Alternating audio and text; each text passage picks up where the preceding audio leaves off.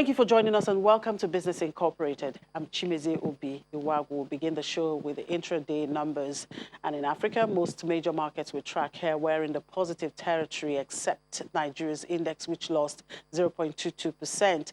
In South Africa, the JSE index rose 1.01%.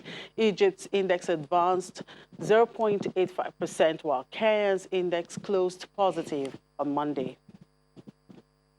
And most major Gulf stocks indices fell today, extending losses from the previous session as nervous investors continued to sell due to weak oil prices, while bargain buying supported Saudi equities. At intraday, the Abu Dhabi index declined 0.25%, while Dubai's main share index retreated 1.02%.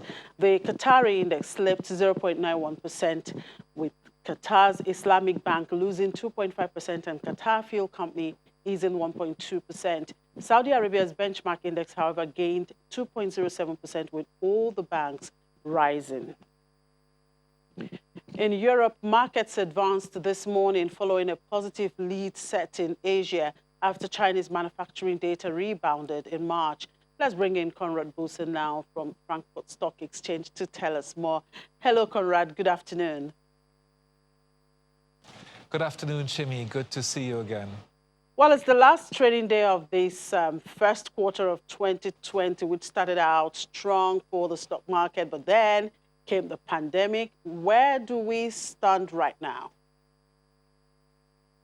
Well, at the moment, the German share index, our DAX here in Frankfurt, is trading around about 3,500 points lower than at the beginning of this year, or 25% lower. That is how big the negative impact of the coronavirus and the concerns about its impact on the economy have impacted the stock market here. Now, whether or not this upcoming quarter, the next 3 months, will bring a strong rebound, a strong recovery of the stock market is too early to say.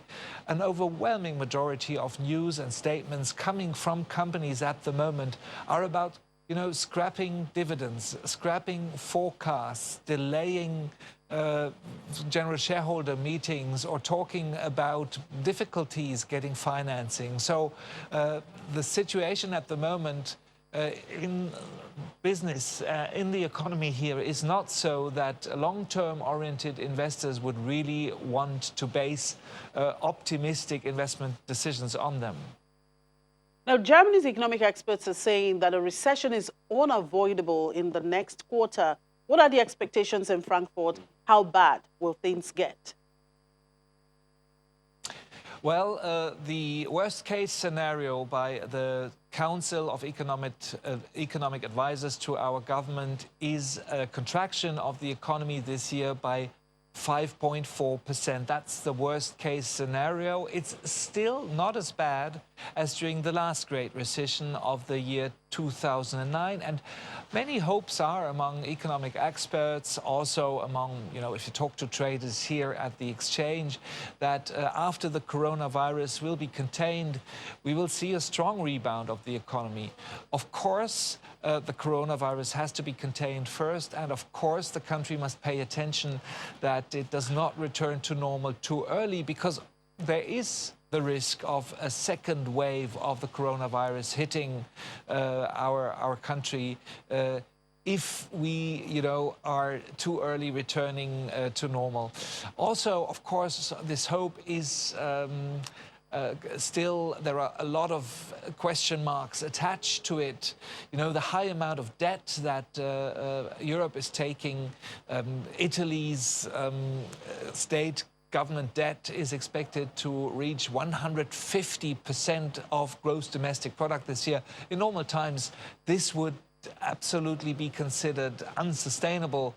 So I think we have to get prepared for another debt discussion and potentially for another Eurozone crisis. And across the Atlantic, U.S. government debt is also rising to unseen heights. This year, the budget deficit made in Washington is expected to rise to about $3 trillion. Why are the yields in U.S. Treasuries so super low? Are the markets not concerned that U.S. debt might become unsustainable? You know, Jimmy, they're more concerned that the U.S. economy might crash if the government in Washington did not take on this huge amount of debt.